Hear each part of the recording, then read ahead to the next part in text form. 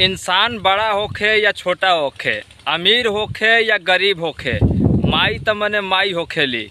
आ माई अपना औलाद खातिर कुछ भी कर सकेली।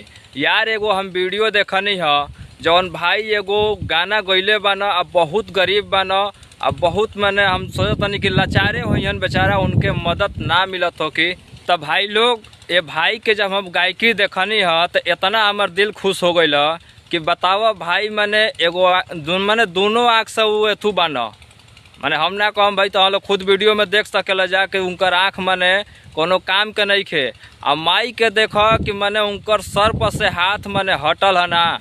इतना मने सुंदर गाना गइले बन कि यार अब ओकर कोनो जवाबे नहीं खे। आ इतना गरीब वो हमरा लागत कि बन कि केहू मदद भी ना करे वाला होखी। तो ऐसन लोग के मदद करे के चाही या गायकी के सम्मान करे के चाही भाई लोग। तो इनकर वीडियो पहले देखा जा कि कितना मने सुंदर ही गाना गइले बन। हमार तो भाई एकदम मने दिल खुश हो गइल ह। आजा तुझको सीने में छुपा लूं मैं, दिल में हो जगह कहीं छुपा लूं मैं। जिस्म तो होता है पर जान ही होती, उनसे पूछो जाके जिनकी मान ही होती।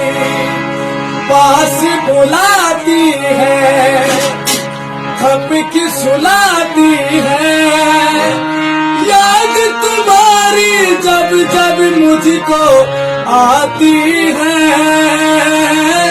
आती है।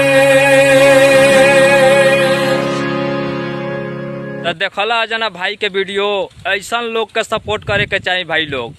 इंसान चाहे कितनो गरीब होखो या अमीर होखो, जब तक माई बाप के सर पे हाथ ना रहेला न, तब तक कहीं कामयाबी ना मिलेला। आ ई भाई गरीब बा न भले, लेकिन इनकर महतारी के हाथ मने सर पे बा, कभी भी मुकाम पर जाइए ना, कभी भी आगे बढ़ियन। तब भाई लोग हम चाहम कि ये भाई के इतना सपोर्ट और इतना दुलार प्यार मिले कि इनकरों के गायकी करे के और आगे बढ़े के मौका मिले। तो भाई अगर तहन लोग के हमार वीडियो अच्छा अगर लागल होई तो हमरा भी चैनल के सब्सक्राइब कर लिया जा, और बेल आइकन के दबावे के मत भूलिए जा। आ ऐसन मने गरीब के कभी भी तहन लोग सपोर्ट करे खातिर मने पीछे मत हटिए जा।